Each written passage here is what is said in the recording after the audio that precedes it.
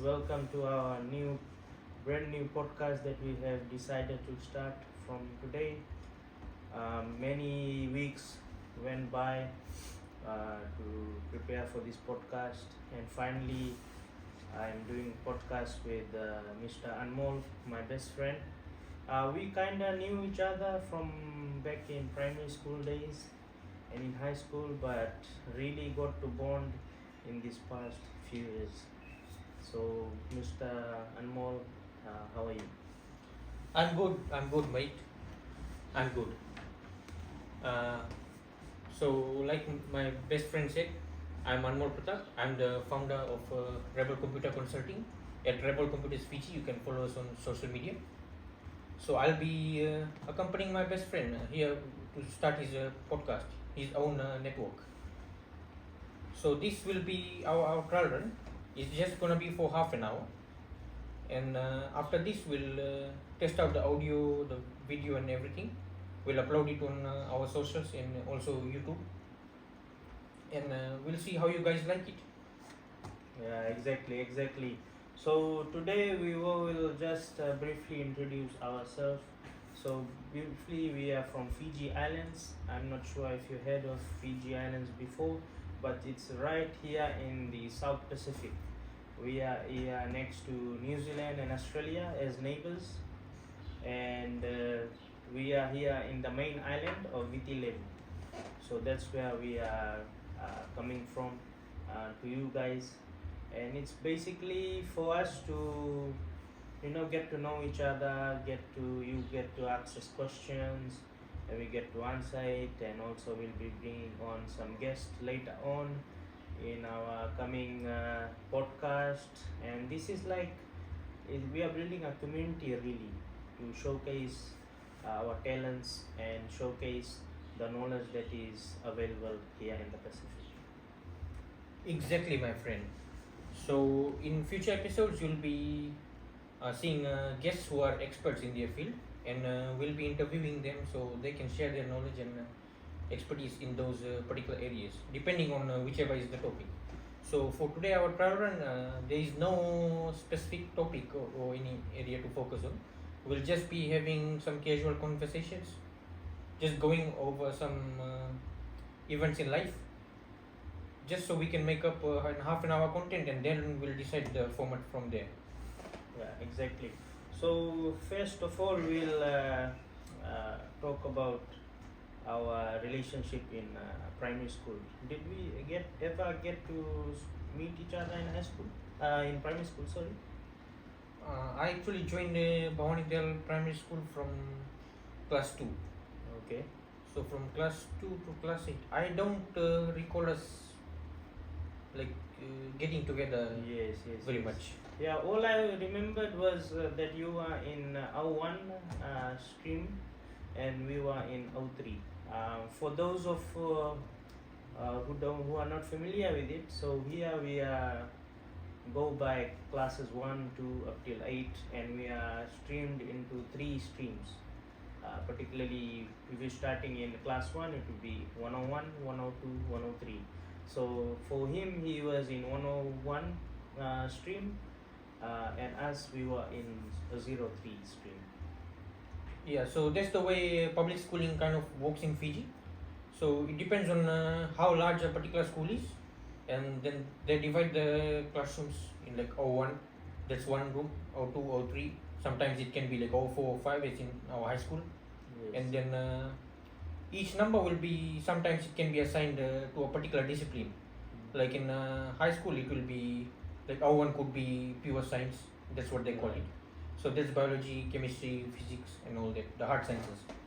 And then O2 could be a mixture science, so it could be physics with applied technology, and those who want to go into like blue collar working fields, and also white collar kind of white lab coat, it's all mixed in there. And then O3 could be business commerce focused, so you'll have accounting, economics, like that. Now O4 could be commerce with IT, so accounting, economics with the computer studies. So that's how it goes in Fiji. It's not like that in overseas countries. Yeah, exactly, mate. Moving on. Um, did you recall yourself ever participating in any sporting events? I was not much of a sports guy, but I did participate in what they call the inter-house competition.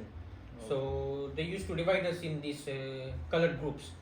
So you have red house, blue house, green house, yellow house. Right, I remember. So you get to wear a t-shirt. So Mm. that represents your house color. So you have a house ethos, and there are teachers, the staff members assigned to train you. So those teachers, like you can have, for example, the head of PMEC, the physical education department. So he's gonna take one house, and his assistant is going to take another house, and then maybe your form teacher could take another house color, and then they'll have their assistants within those houses. So you'll get trained for competitions against your fellow classmates and your other form form members. Yeah, yeah. I remember I was in Red House actually.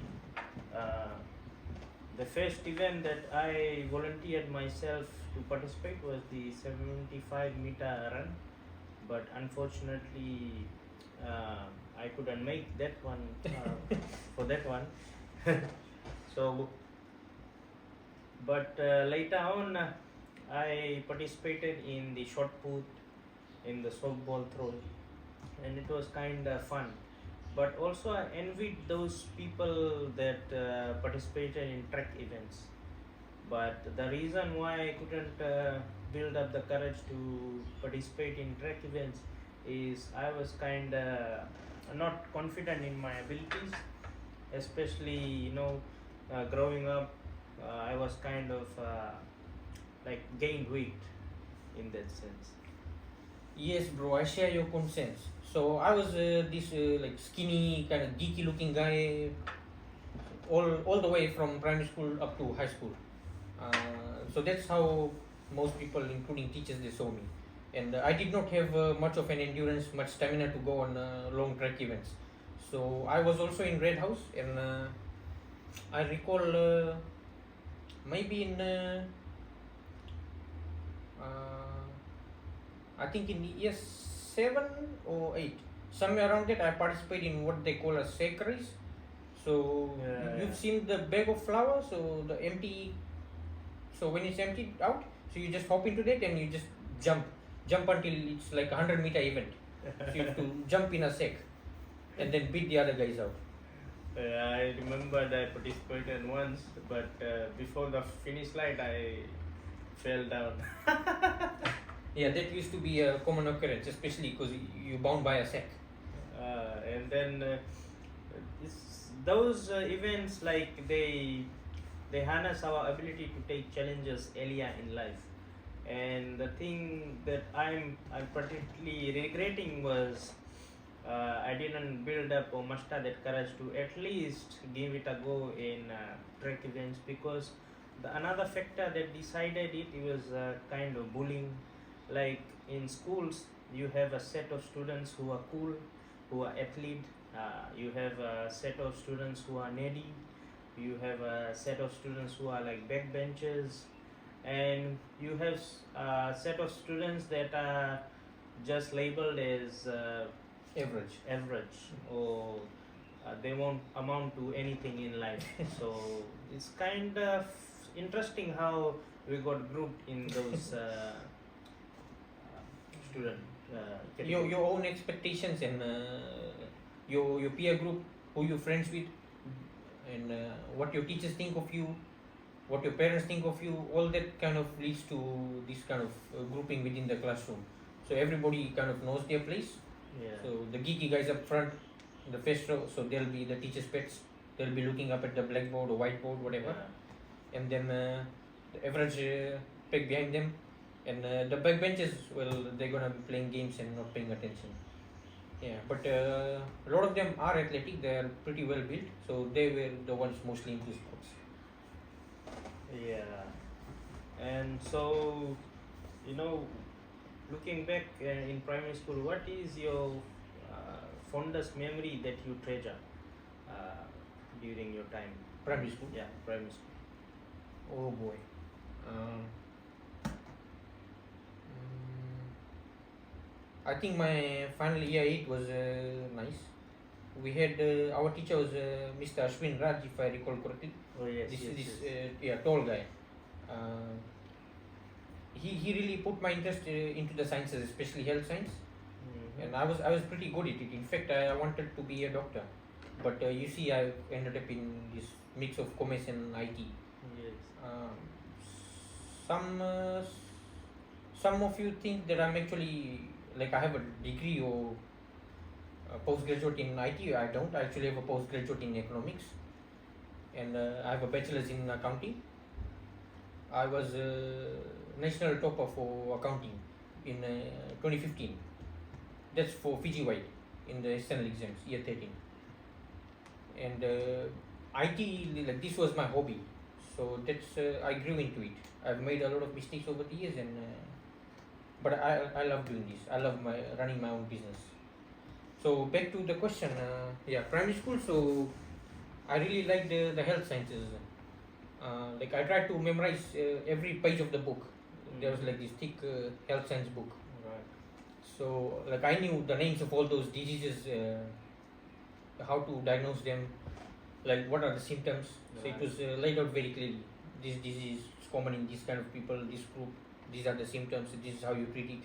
This is how you avoid it. These are the kind of foods you're supposed to eat. This is the diet while you're sick with this particular disease. So I Right. was really into health sciences. So that's one of actually my best academic memories in primary school. Looking back for myself, studies were there, but my mind was not fully developed for that. Like I kind of had this outlook in life that I want to be able to enjoy outside life. So usually we would during recess time we'd play hide and seek, or we would just chase each other amongst our classmates. Being a bunch of boys, we'd get involved in fights, and also we would get gardening, like taking care of our small gardens in front of our classrooms. And usually we were mostly outside, or but something that kept my attention indoors was particularly one subject, which was English. So English, I was drawn to this, to learn a second language apart from the one I know, which is Hindi, which is my mother language, and to be able to read books in English. I fell in love with it, and so forth. I was able to enhance my speaking skills just like that. Yes. So like I mentioned, I was fond of health sciences, and after that it was English, especially in I think it was year 4 to year 6 range, where these books. So one of them was Target. So Target had like short Yeah, I summaries of remember. stories, and then after that you have your English activities. So fill in the blanks, true or false, matching words, those kind of things. And there was another book. It's yellow cover one. It was called Pacific Folk Tales, if I remember Yeah, correctly. yeah, yeah, I remember. So Pacific Folk Tales, it had legends from around the Pacific region. So from all different cultures, and reading those folk legends was actually a good pastime, and I was drawn to English also. In fact, I was told like ever since I was born, I have been speaking English pretty fluently, and I do enjoy English. I think it's a very simple language. It connects the world. It Mm-hmm. not doesn't always make sense. It's what they call a funny language. It's inconsistent, but hey, at least we can communicate with everyone around the world with it. Exactly, exactly.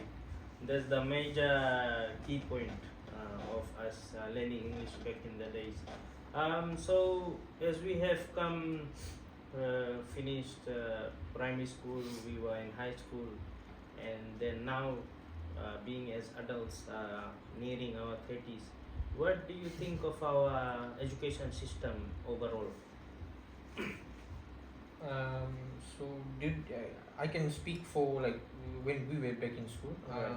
I liked it, but there sure are lots of problems with public education, which we will dive into a future episode, future season. Right.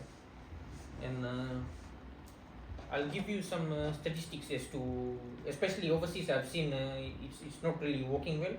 I'm sure you guys must have read about US falling behind in the K-12 and the universities.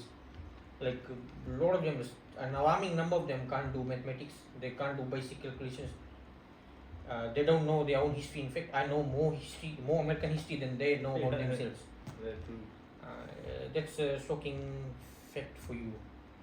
There's countless videos out there you can watch. Uh, yeah, so there are lots of problems. Like one of them I can share with you is, you know, especially boys in primary school and junior high school. Right. They love to play outside, and I think we should let them.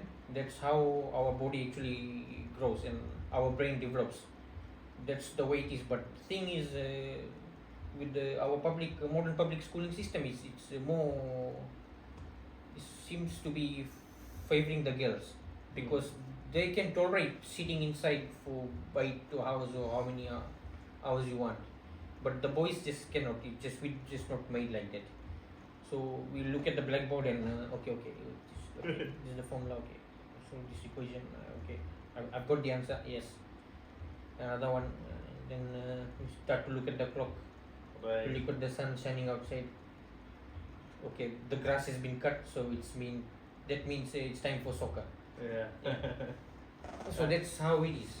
Yeah, I think we are mentally not wired to be that way. We are meant to be, exploring, to get bruises, to get involved in troubles. If you look at statistics, also in schools, most of the troubles that people are involved are mostly boys, because they at that stage they are trying to explore, they are rewiring their brain, and they are getting to develop their cognitive functions of their brains. I, for one, myself, I was not good at mathematics. I struggled for years, and math was good. The basic maths was good until the alphabets decided to get involved with it. But however, mathematics is an important part of our life, but there are some complexity towards to it, which is not easy meat for everyone in that regard. So, with that being said, education system, if I can remember, when we were in it, it had a lot of good things. It shaped our character, it shaped our speaking skills, the ability to think, solve problems. And back then we had wonderful teachers who really took out their time and dedicate their time and life in helping us to grow. Not like teachers of today, where corporal punishment is banned. Like we had to get hit by a duster or a broom or Yeah, remember the long yellow 1 meter ruler? yeah. So You bent over and whack. yeah, so those were necessary in for us to develop our character and to incorporate discipline in our lives. In that, if I look at that respect, in that regard, school was good, but to sit there for hours is not something one may like. However, there are the people who may like doing those things, but it's not for everyone. And with that, also when we finished primary school, where we got to decide our subjects, but I later find out there were just a limited amount of subjects that we got to pick, and it was kind of not fair because not everyone wanted to study in those subjects. Some of us wanted to work with our hands, someone wanted to do a lot of things. to innovate. But just because there was a limited amount of subjects, I think we just really didn't know what to choose. Did you have any encounter with that? In high school, Yes. or In when we terms used of, to specialize. yeah, specialized choose your. I felt that there was just a limited amount of subjects that we could choose. Yes. So you have like you're gonna be thrown into two or three camps. So you have a pure science, you mix science, Yes. and or you just what they call arts. You just go into business and IT. That's all the options you have in most of Fiji's public schools. Yes, I do agree. There should be more options, and there are some options. But very few are private schools. Some are like church run, and extremely low number of vocational and technical schools. So like there's a vocational technical college, and there's a like polytech food academy now. Like that's for chefs. Eh? So we need more of those. Yes. Yeah. And me, everybody knows I advocate for the free market. I'm not very supportive of public systems. Uh, so I really think maybe about at least that's my guess. Third of students would definitely benefit from going to these technical and vocational schools outside of the normal public schooling environment. Right. Right. Like when I was in public school, that's where I would say we had a limited amount of subjects. But when then I went later on in my high school, I switched school to a private school. I got hands-on experiences with doing welding and fabrication, where we used oxygen gas and acetylene gas to weld metal. And for the first time, it was something fascinating for me because I didn't really think that welding can be done by gases. Usually, we did arc welding with a metal rod. So this was something new, and we ended up making school projects like toothbrush holder, uh, like a rack, shoe racks. So it was fascinating. Got to Oh yeah, I remember the Shurek in basic technology. Yes, yes, I remember those workshop classes. yes. So which year was that you went to a private school? For welding? Private school was 2013 to 15. So 3 Oh, years. okay, okay. Yeah, so I was in what was it? Year 11 to 13. Eh? Yes. That range, yeah. It's very nice. That's very nice. Oh, yeah, yeah. So see how going outside of your comfort zone can really help you grow. It can help you learn new skills. Um, not sure if you're aware, but lots of countries they are high in demand for blue collar workers, like welders, fabricators, um, air conditioning technicians, refrigeration experts. All these sorts of people you see, they are migrating to New Zealand, Australia. Yeah. They got good paying jobs. They'll earn more. They'll earn like double you will in an Right, office. right. Yeah. My concern with all this was to give students the opportunity to learn a lot of technical things like welding, fabrication, carpentering, joinery, automotive. So at the end, they can decide for themselves which one they would like. And since we have a limited option already, and you know this when you go to this organization, when you apply for jobs, they want 20 years experience and things like that.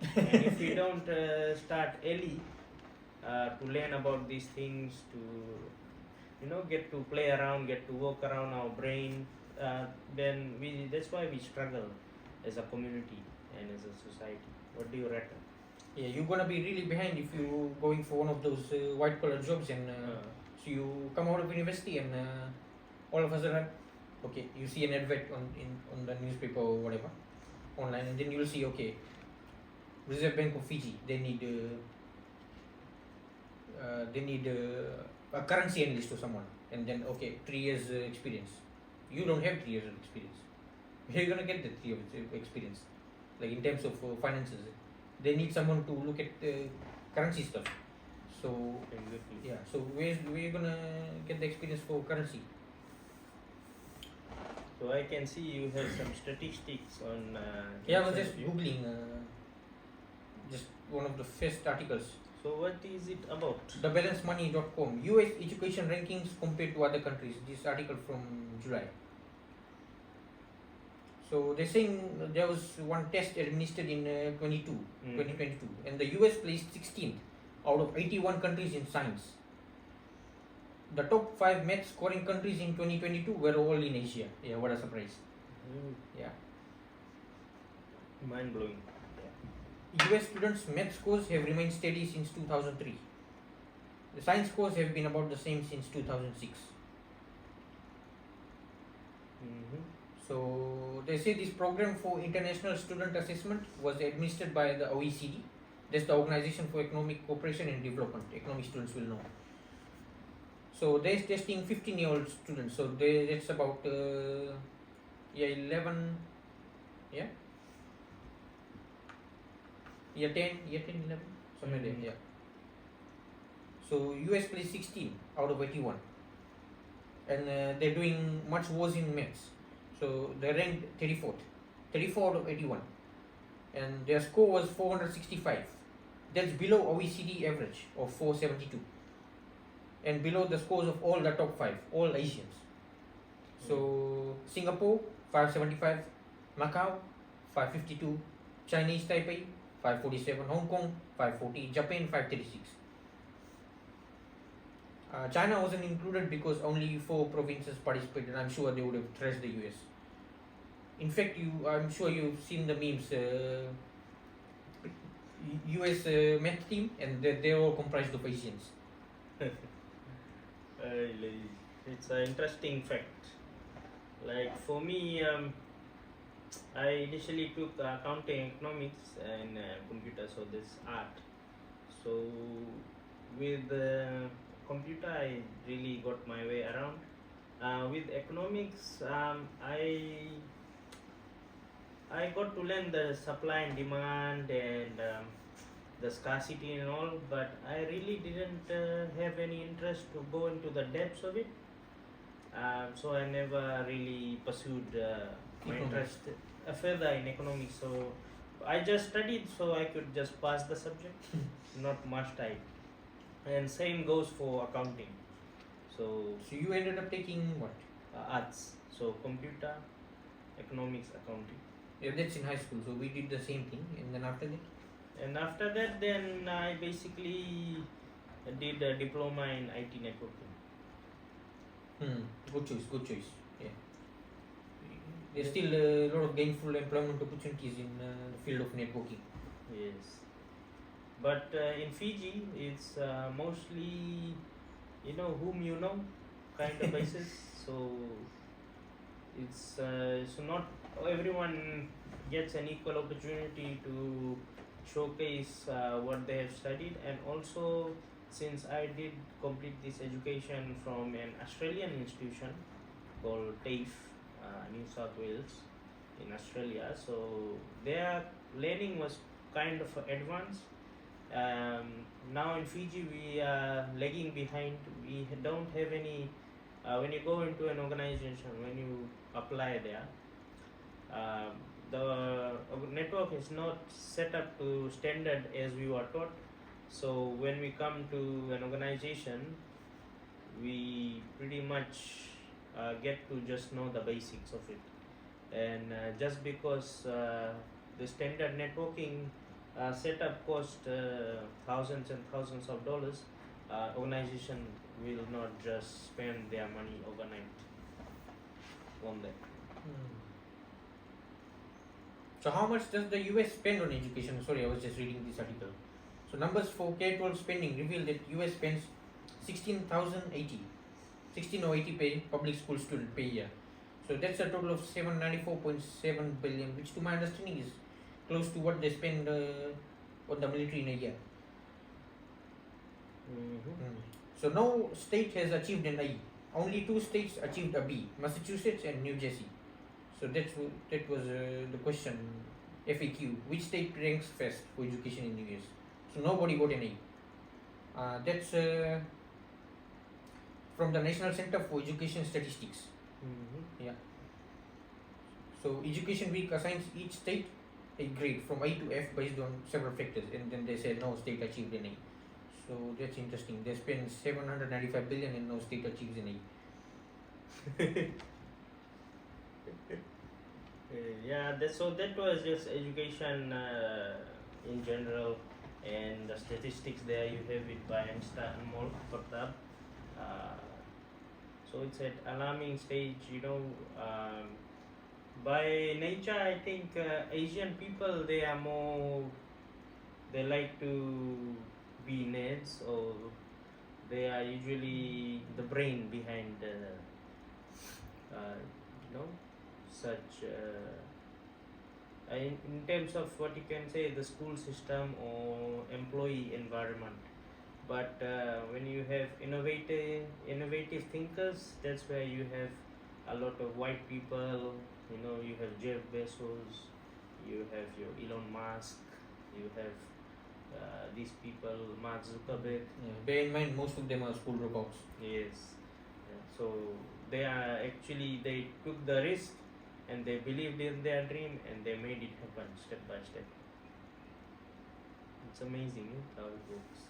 Yeah. I also left because I did my postgraduate at USP, and then from there I thought, nah, masters will be just way too much, and I'm not cut out for this. So I wanted to start my own IT shop. Mm-hmm. So once we get space, I'll let you guys know.